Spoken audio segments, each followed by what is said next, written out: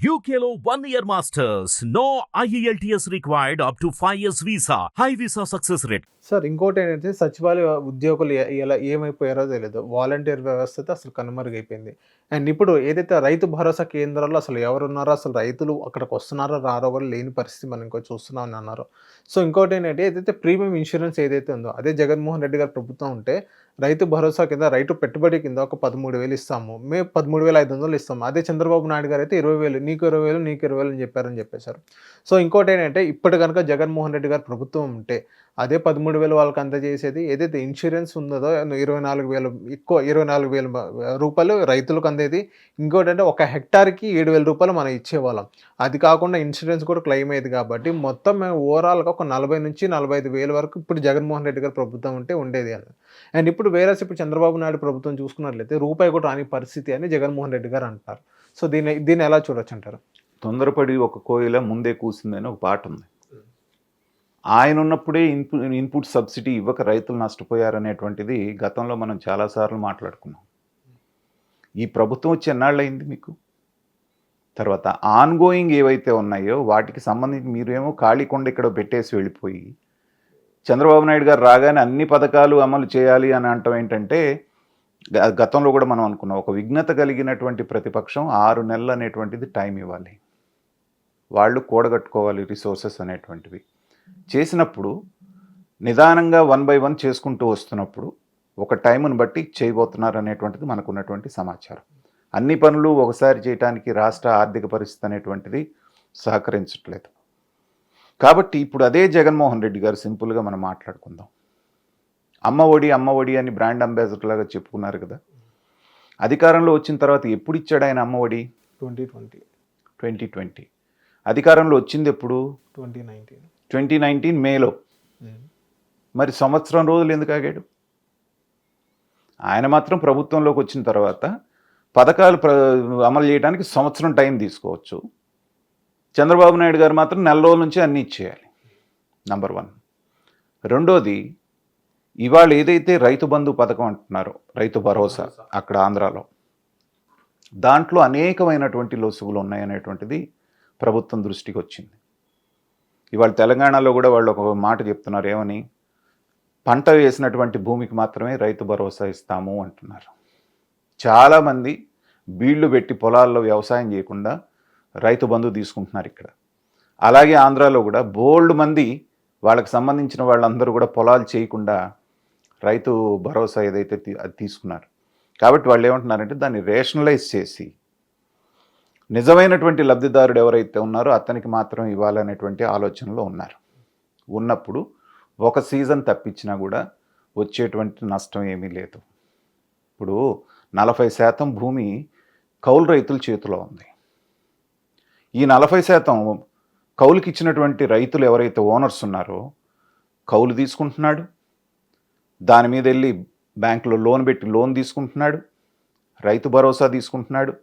రేపొద్దున రుణమాఫీ వచ్చిందనుకోండి, రుణమాఫీ కూడా తీసుకుంటాడు. ఏది? తను చేలో దెక్కుండా. అదే కౌలు రైతు పాపం అప్పో సొప్పో తీసుకొచ్చి వ్యవసాయం చేసి పండితే అంతో ఎంతో తింటున్నాడు, పండకపోతే అప్పుల పాలై ఆత్మహత్య చేసుకుంటున్నాడు. ఈ పద్ధతిలోనే నడపాలా రైతు భరోసాని? కాబట్టి ఒక సీజన్ ఆగినా కూడా దాన్ని అసలైనటువంటి లబ్ధిదారులకు చేకూరుస్తూ, అందులో వీళ్ళు ఏమన్నారు, 15,000 ఆయన అంటే 20,000 ఇస్తా ఉన్నారు అన్నప్పుడు పకడ్బందీగా దాన్ని అమలు చేయటం కోసంగా చూస్తున్నారు వాళ్ళు. దాన్ని పట్టుకొని విమర్శించడం అంటే ఏంటంటే, మనం గతంలో కూడా చూసాం. ఎలక్షన్ ముందు నేను 14,000 కోట్ల రూపాయలు బటన్ నొక్కుతానంటే ఎలక్షన్ కమిషన్ ఆపేసింది. ఈ 14,000 కోట్లు ఎక్కడ బటన్ నొక్కినవి? జనవరిలో బటన్ నొక్కినవి, ఫిబ్రవరిలో బటన్ నొక్కినవి, మార్చిలో. అంటే జనవరిలో బటన్ నొక్కింది మే వరకు పడలేదనేగా అర్థం. అది ఆ రోజున ప్రజలందరికీ తెలిసింది. తర్వాత నెక్స్ట్ డేనే మీరు చేసుకోండి ఎలక్షన్ అయిన తర్వాత అంటే అప్పుడు కూడా 14,000 కోట్లు, 2,000 కోట్లు, 3,000 కోట్లు ఇచ్చారు.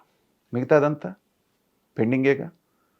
అంటే మీరేమో బటన్ నొక్కిన 6 నెలల వరకు ఇవ్వకపోయినా పర్వాలేదు, కొత్త ప్రభుత్వం రాగానే అక్కడ అప్పుల కుప్పలాగా ఉన్నా కూడా ఆగస్ట్ నెలలోనే అప్పుల కోసం వెళ్లకుండా మేనేజ్ చేసామనేటువంటిది ఫస్ట్ టైము మనం వింటున్నాం.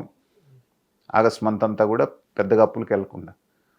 అలా రాష్ట్రానికి గాడిలో పెడుతూ ఉంటే అప్పుల పాలు చేయాలనేటువంటి దీంతో ఇలా తొందర చేయటం అంటే ఏంటంటే వాళ్ళ యొక్క కుటిల మనస్తత్వం అక్కడ కనపడుతోంది. 3 సంవత్సరాలు ముఖ్యమంత్రిగా 3 టరాలు చేసి 4వ టర్మ్ ముఖ్యమంత్రిగా చేయడానికి వచ్చిన చంద్రబాబు నాయుడు గారికి ఏం చేయాలని సలహా ఇచ్చేంత సామర్థ్యం కానీ అన్ని తెలివితేటలు జగన్మోహన్ రెడ్డి గారికి లేవు. ఇక చంద్రబాబు నాయుడు గారు అన్ని పథకాలు కనుక ఇంప్లిమెంట్ చేస్తే మనల్ని ప్రజలు మర్చిపోతారేమో అనేటువంటి భయంతో జగన్మోహన్ రెడ్డి గారు చేసేటువంటి విమర్శలే కానీ వాటికి పెద్దగా ప్రజలు కూడా ఇప్పుడు అర్థం చేసుకుంటున్నారు. ఇప్పుడు సపోజ్ నేను ఒక మాట అడుగుతున్నాను, అమ్మ ఒడి 1 సంవత్సరం ఇవ్వలేదు, ఎవరి ప్రాణాలన్నా పోతాయా? ఒక ట్యాక్స్ పేయర్గా ఆంధ్ర రాష్ట్రానికి సంబంధించినటువంటి ఒక సాధారణ పౌరుని అనుకోండి, నేనే అడుగుతున్నా, అమ్మ ఒడి ఎందుకు ఇస్తున్నారు మీరు? పిల్లాన్ని బడికి పంపించినందుకు 15,000 అమ్మ ఒడి ఇస్తారు అంటే అదేమన్నా లంచమా? పిల్లల్ని కన్న తర్వాత చదివించుకోవాల్సిన బాధ్యత ఎవరిది? తల్లిదండ్రులదే కదా. పోనీ వాళ్ళకి రూపాయి ఖర్చు లేకుండా గవర్నమెంట్ స్కూళ్ళు పెట్టారు, ఫ్రీగా చదువు చెప్తున్నారు, ఫ్రీగా డ్రెస్ ఇస్తున్నారు, భోజనం పెడుతున్నారు, వాళ్ళకి కావాల్సినటువంటి షూ ఇస్తున్నారు, అన్ని రకాల సౌకర్యాలు మీరు గవర్నమెంట్ బడిలో పెడుతున్నప్పుడు అమ్మ ఒడి అనేది అసలు ఎందుకు ఇవ్వాలి? సరే మీరు ఇచ్చారు కాబట్టి వాళ్ళు ఇస్తామని ప్రామిస్ చేశారు కాబట్టి ఇవ్వాల్సిందే, కాదంటలేదు. కానీ వచ్చి రాగానే వాళ్ళు నీకు 15,000 నీకు 15,000 నీకు 15,000 రాగానే నేను ఇస్తానని చెప్పాడు చంద్రబాబు నాయుడు గారు మీకు? లేదు. ఆయన ఏదన్నా నెలలో ఇస్తా 2 నెలల్లో ఇస్తాను మీకు చెప్పుంటే మీరన్నా బాగానే ఉండేది. దాదాపు 10 లక్షల కోట్ల రూపాయలు అప్పులు పాలు చేసేసి రాష్ట్రాన్ని రాగానే మిగతాది చేయాలి అంటే ఏంటంటే ఇంకా నాశనం కావాలని రాష్ట్రం కోరుకుంటున్నారు మీరు. ఈవెన్ జగన్మోహన్ రెడ్డి గారు ఏమంటున్నారంటే, ఏదైతే ఇప్పుడు వాళ్ళ రిపోర్టర్స్ని పిలిపించి నువ్వు వైఎస్ఆర్సీపీ అయితే నీకు పథకాలు రావు, వైఎస్ఆర్సీపీ కానీ న్యూట్రల్ అయితే నీకు పథకాలు రావు, అదే నువ్వు ఏ టీడీపీ ఏ బీజేపీ జనసేన అయితే నీకు పథకాలు వస్తాయని అనుకో. అండ్ ఇప్పుడు చంద్రబాబు నాయుడు గారు ఒక ఎక్స్పీరియన్స్డ్ పర్సన్, సో ఇప్పుడు ఆయన్ని ఎలా మేనేజ్ చేయాలో తెలుసు, ఇప్పుడు అడ్మినిస్ట్రేషన్ ఎలా చేయాలో తెలుసు. అలాంటి వ్యక్తి ఒక పార్టీని చూసి పథకాలు ఇచ్చే అవకాశాలు ఉన్నాయంటారా? అలా జరగదండి. కొన్ని చోట్ల కొన్ని సందర్భాల్లో ఈవెన్ జగన్మోహన్ రెడ్డి గారు చేస్తున్నటువంటి సందర్భంలో కూడా వాళ్ళకి నచ్చిన అనేక మందికి పథకాలు రాళ్ళ ఉన్నవాళ్ళు కూడా బీకేశారు. వాళ్ళ మాట వినన్నటువంటి వాళ్ళకి వాళ్ళ పార్టీ కాదన్నటువంటి వాళ్ళకి చాలామందికి సహజంగా కొన్ని చోట్ల జరిగి అసలు పూర్తిగా జరగదని నేను అంటలేదు.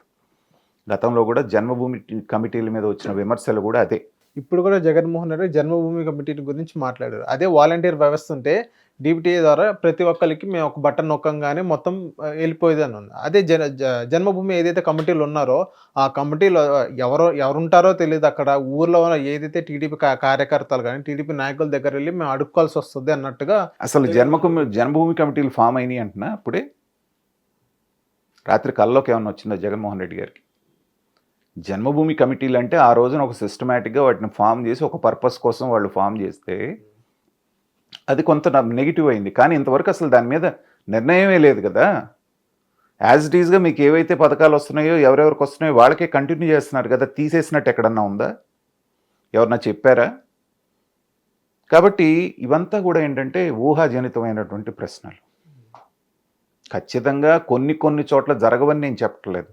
బాగా పార్టీకి వ్యతిరేకంగా ఇది చేసినటువంటి వాళ్ళకి లోకల్గా ఉన్న దీని ప్రకారంగా ఈవెన్ ఆ మాటకు వస్తే ఇదే వాలంటరీ వ్యవస్థను పెట్టుకొని తన వాళ్ళకి తన ఓటర్లు ఎవరో కానోళ్ళు ఎవరో చూసి వాళ్ళని వేధించినటువంటి సంఘటనలు మనం చూడలేదా? ఉన్నటువంటి వాటిని పీకేసిన సందర్భాలు ఎన్ని చూసాం. ఇళ్ళు ఇచ్చేటువంటి విషయంలో కూడా జగనన్న వీళ్ళ విషయంలో ఎంత వివక్ష చూపించారనేటువంటిది మనం విన్నాం కదా. తెలుగుదేశం వాళ్ళకి ఉన్న వాళ్ళల్లో కనీసం 20% మందికి కూడా రాలేదనేటువంటిది మనం చూసాం కదా. కాబట్టి ఏంటంటే ఇవన్నీ కూడా అలా జరగకూడదు. కానీ ప్రభుత్వాల్లో ఇది జరగడం అనేటువంటిది సహజం. చంద్రబాబు నాయుడు గారు చెప్పి వైఎస్ఆర్సీపీ వాళ్ళకు ఇవ్వద్దు మీరు పక్కన పెట్టండి అని చెప్తారని అయితే నేను అనుకోను. అంత ఎక్స్పీరియన్స్ ఉన్నటువంటి వ్యక్తి, రాష్ట్రాన్ని అభివృద్ధి పదంలో తీసుకెళ్లాలనే వ్యక్తి అలాంటి చిల్లర రాజకీయాలు చేస్తారని నేను అనుకోను. గతంలో వాళ్ళు చేస్తున్నారు కాబట్టి అలాగే ఎదుటోళ్ళు కూడా చేస్తారనే భావంతో ఇలాంటి విమర్శలు జగన్మోహన్ రెడ్డి గారు చేస్తున్నారని మనం అనుకోవచ్చు. Thank you sir. Hit TV app ని డౌన్లోడ్ చేసుకోండి. ఇందులో short news, live news, entertainment movies అన్ని అవైలబుల్ గా ఉన్నాయి. Please download hit TV app. Hit TV app hit TV app ని ఫ్రీగా డౌన్లోడ్ చేసుకోండి.